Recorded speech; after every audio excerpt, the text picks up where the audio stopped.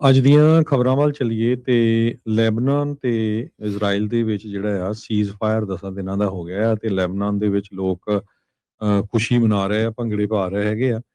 US ਦੇ president Donald Trump ਉਹਨਾਂ ਨੇ ਫਿਰ ਕਿਹਾ ਆ ਵੀ ਈਰਾਨ ਦੇ ਵਿੱਚ ਜਿਹੜੀ ਜੰਗ ਆ ਬੜੀ ਛੇਤੀ ਖਤਮ ਹੋਣ ਜਾ ਰਹੀ ਆ, ਵੈਰੀ ਕਲੋਜ਼। ਇਹ ਉਹਨਾਂ ਨੇ ਕਿਹਾ ਆ ਵੀ ਅੱਜ ਉਹ ਇੱਕ ਜਿਹੜਾ ਨਵਾਡਾ ਦੇ ਵਿੱਚ ਭਾਸ਼ਣ ਦੇ ਰਿਹਾ ਸੀ, ਉੱਥੇ ਉਹਨਾਂ ਨੇ ਦੱਸਿਆ ਤੇ ਕਹਿੰਦੇ ਵੀ ਤਹਿਰਾਨ ਦੇ ਨਾਲ ਜਿਹੜੀ ਗੱਲਬਾਤ ਆ ਪਾਕਿਸਤਾਨ ਦੀ ਕੈਪੀਟਲ ਇਸਲਾਮਾਬਾਦ ਦੇ ਵਿੱਚ ਇਸ ਵੀਕਐਂਡ ਫੇਰ ਸ਼ੁਰੂ ਹੋਣ ਜਾ ਰਹੀ ਆ। ਇੱਕ ਕੁਐਸਚਨ ਦੇ ਆਨਸਰ ਵਿੱਚ ਉਹਨਾਂ ਨੇ ਦੱਸਿਆ ਵੀ ਹੋ ਸਕਦਾ ਮੈਂ ਵੀ ਇਸਲਾਮਾਬਾਦ ਜਾਵਾਂ। ਸੋ ਯੂਐਸ ਦੀਆਂ ਫੋਰਸਿਸ ਪੂਰੀ ਤਰ੍ਹਾਂ ਕਹਿੰਦੇ ਲੌਕ ਤੇ ਲੋਡਡ ਆ, ਜਿਹੜੇ ਹੈਗਸਤ ਆ ਉਹ ਕਹਿ ਰਹੇ ਆ। ਹੁਣ ਇੱਕ ਪਾਸੇ ਟਰੰਪ ਹੁਣੀ ਇਹ ਕਹਿ ਰਹੇ ਆ ਵੀ ਡੀਲ ਇਰਾਨ ਦੇ ਨਾਲ ਆਲਮੋਸਟ ਕਲੋਜ਼ ਆ, ਤੇ ਹੈਗਸਤ ਹੁਣੀ ਇਹ ਕਹਿ ਰਹੇ ਆ ਵੀ ਸਾਡੇ ਜਿਹੜੀਆਂ ਫੋਰਸਿਸ ਆ ਉਹ ਲੌਕ ਤੇ ਲੋਡਡ ਹੈਗੀਆਂ ਆ, ਜੇ ਇਨ ਕੇਸ ਡੀਲ ਨਹੀਂ ਹੁੰਦੀ ਹੈਗੀ।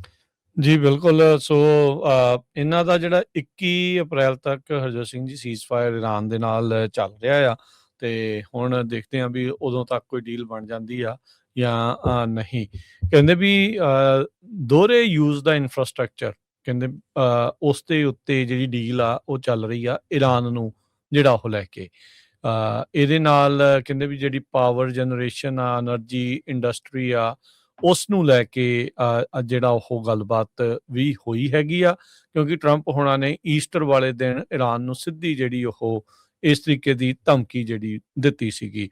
ਹੈਗਸਤ ਹੋਣਾ ਨੇ ਜਿਹੜਾ ਦੱਸਿਆ ਵੀ ਯੂਐਸਏ ਦਾ ਜਿਹੜਾ ਨੇਵਲ ਬਲੌਕੇਡ ਹੈਗਾ ਇਰਾਨੀਅਨ ਪੋਰਟਸ ਦਾ, ਉਹ ਕਹਿੰਦੇ ਵੀ ਸਾਡਾ ਐਗਜ਼ਾਮਪਲ ਆ ਇੱਕ ਪੋਲਾਈਟ ਬਿਹੇਵੀਅਰ ਦਾ। ਕਹਿੰਦੇ ਵੀ ਇੱਕ ਵੀ ਗੋਲੀ ਚਲਾਏ ਬਗੈਰ ਹੁਣ ਤੱਕ 10 ਤੋਂ ਵੱਧ ਜਿਹੜੇ ਸ਼ਿਪਸ ਆ ਉਹਨਾਂ ਨੂੰ ਡੱਕਿਆ ਹੈਗਾ ਆ ਯੂਐਸ ਦੀ ਜਿਹੜੀ ਨੇਵੀ ਦੇ ਦੁਆਰਾ, ਵੀ ਨਾ ਉਹ ਇਰਾਨ ਦੇ ਪੋਰਟ ਤੱਕ ਆ ਸਕਣ ਤੇ ਨਾ ਉੱਥੋਂ ਜਿਹੜਾ ਉਹ ਜਾ ਸਕਣ। ਕਿਉਂਕਿ ਜਿਹੜਾ ਦੇਖਿਆ ਗਿਆ ਵੀ ਇਸ ਲੜਾਈ ਦੇ ਦੌਰਾਨ ਜਿੱਥੇ ਸਟ੍ਰੇਟ ਆਫ ਹਾਰਮਜ਼ ਨੂੰ ਇਰਾਨ ਨੇ ਬੰਦ ਕੀਤਾ ਸੀਗਾ, ਉੱਥੇ ਹੁਣ ਇਰਾਨੀਅਨ ਪੋਰਟਸ ਤੱਕ ਕੋਈ ਵੀ ਕਰੂਡ ਆਇਲ ਵਾਲਾ ਜਿਹੜਾ ਟੈਂਕਰ ਆ ਉਹ ਨਹੀਂ ਜਾ ਸਕਣ ਕਰਕੇ ਹੁਣ ਇਰਾਨ ਨੂੰ ਵੀ ਇਸ ਦਾ ਕਹਿ ਲਓ ਵੀ ਨੁਕਸਾਨ ਜਿਹੜਾ ਹੋ ਰਿਹਾ, ਕਿਉਂਕਿ ਇਹਨਾਂ ਨੇ 1 ਮਹੀਨੇ ਦੇ ਵਿੱਚ ਤਕਰੀਬਨ $5 ਬਿਲੀਅਨ ਦੀ ਕਮਾਈ ਤੇਲ ਵੇਚ ਕੇ ਇਰਾਨ ਨੇ ਜਿਹੜੀ ਉਹ ਕਰ ਲਈ ਸੀਗੀ। ਸੋ ਟਰੰਪ ਹੁਣ ਇਸਲਾਮਾਬਾਦ ਜਾਂਦੇ ਨੇ ਜਾਂ ਨਹੀਂ ਜਾਂਦੇ, ਇਹ ਦੇਖਣ ਵਾਲੀ ਗੱਲ ਹੋਊਗੀ।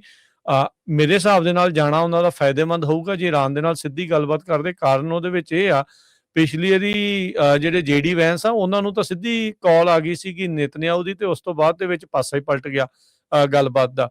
ਤੇ ਟਰੰਪ ਹੁਣਾਂ ਨੂੰ ਸਿੱਧੀ ਕਾਲ ਕਰ ਸਕਣਗੇ ਜਾਂ ਨਹੀਂ ਕਰ ਸਕਣਗੇ, ਜਾਂ ਜੇ ਉਹ ਡੀਲ ਬਣਾਉਣ ਦੇ ਲਾਗੇ ਹੋਏ ਤਾਂ ਉਹ ਔਖਾ ਆ। ਇਜ਼ਰਾਈਲ ਨਹੀਂ ਚਾਹ ਰਿਹਾ, ਅੰਦਰ ਖਾਤੇ ਇਜ਼ਰਾਈਲ ਨਹੀਂ ਚਾਹੁੰਦਾ ਵੀ ਕਿਸੇ ਤਰੀਕੇ ਦੀ ਅਮਰੀਕਾ ਦੀ ਟਰੰਪ ਦੀ ਜਿਹੜੀ ਡੀਲ ਆ ਉਹ ਇਰਾਨ ਦੇ ਨਾਲ ਜਿਹੜੀ ਉਹ ਬਣੇ, ਕਿਉਂਕਿ ਪਹਿਲਾਂ ਵੀ ਡੀਲ ਜਿਹੜੀ ਇਹਨਾਂ ਦੀ ਬਣੀ ਸੀਗੀ ਤੇ ਇਜ਼ਰਾਈਲ ਹੀ ਉਸ ਡੀਲ ਦੇ ਉੱਤੇ ਭਾਨੀ ਮਾਰਨ ਦੀ ਜਿਹੜੀ ਉਹਨਾਂ ਦੀ ਕੋਸ਼ਿਸ਼ ਜਿਹੜੀ ਉਹ ਸੀਗੀ। ਸੋ ਇਹ ਜਿਹੜੀ ਸਿਚੁਏਸ਼ਨ ਇਸ ਟਾਈਮ ਉੱਥੇ ਬਣੀ ਪਈ ਆ। ਸੋ ਦੇਖਦੇ ਆ ਵੀ ਅਸਲ 'ਚ ਜਿਹੜੇ ਟਰੰਪ ਹੋਣਾ ਨੇ ਗੱਲ ਆਖੀ ਆ ਐਂਡਿੰਗ ਪ੍ਰੈਟੀ ਸੂਨ, ਉੱਦਾਂ ਇਹ ਬਿਆਨ ਟਰੰਪ ਹੋਣਾ ਨੇ ਅੱਜ ਤੋਂ ਕੁਛ ਵੀਕ ਪਹਿਲਾਂ ਵੀ ਆਖਿਆ ਸੀਗਾ, ਦਿੱਤਾ ਸੀਗਾ, ਤੇ ਅਜੇ ਤੱਕ ਜਿਹੜਾ ਉਹ ਦੇਖਦੇ ਆ ਕੀ ਬਣਦਾ ਆ। ਉਧਰ ਇਜ਼ਰਾਈਲ ਤੇ ਜਿਹੜੇ ਲੈਬਨਾਨ ਦੀ ਸੀਜ਼ ਫਾਇਰ ਦੇ ਵਿੱਚ ਜਿੱਦਾਂ ਦੱਸਿਆ ਵੀ ਭੰਗੜੇ ਪੈ ਰਹੇ। ਇਜ਼ਰਾਈਲ ਦਾ ਬਿਆਨ ਇਹ ਆਇਆ ਆ ਵੀ ਜੇ ਸਾਨੂੰ ਕਿਸੇ ਵੀ ਟਾਈਮ ਏਦਾਂ ਲੱਗਾ ਵੀ ਸਾਡੇ ਲਈ ਖਤਰਾ ਆ ਤਾਂ ਅਸੀਂ ਮੁੜ ਦੁਬਾਰਾ ਹਮਲਾ ਜਿਹੜਾ ਆ ਉਹ ਕਰ ਸਕਦੇ ਹੈਗੇ ਆ। ਹਿਜ਼ਬੁੱਲਾ ਨੇ ਜਿਹੜਾ ਦੱਸਿਆ ਵੀ ਪਿਛਲੇ 24 ਘੰਟਿਆਂ ਦੇ ਵਿੱਚ 75 ਹਮਲੇ ਉਹਨਾਂ ਨੇ ਇਜ਼ਰਾਈਲੀ ਫੋਰਸਿਸ ਦੇ ਉੱਤੇ ਕੀਤੇ ਜਿਹੜੇ ਉਹ ਹੈਗੇ ਆ। ਸੋ ਹੁਣ 10 ਦਿਨਾਂ ਦੀ ਇਹਨਾਂ ਦੀ ਜਿਹੜੀ ਸੀਜ਼ ਫਾਇਰ ਆ ਉਹ ਅੱਜ ਐਲਾਨੀ ਗਈ ਆ, ਜੋ ਕਿ ਹੁਣ ਤੋਂ ਕੁਝ ਘੰਟੇ ਪਹਿਲਾਂ ਜਿਹੜੀ ਉਹ ਸਟਾਰਟ ਹੋ ਚੁੱਕੀ ਆ। ਲੈਬਨਾਨ ਦੀ ਆਰਮੀ ਇਹ ਰਿਪੋਰਟ ਕਰ ਰਹੀ ਆ ਇਜ਼ਰਾਈਲ ਦੇ ਦੁਆਰਾ ਜਿਹੜੀਆਂ ਸੀਜ਼ ਫਾਇਰ ਆ ਉਸ ਦੀ ਵਾਇਲੇਸ਼ਨ ਕੀਤੀ ਗਈ ਹੈਗੀ ਆ।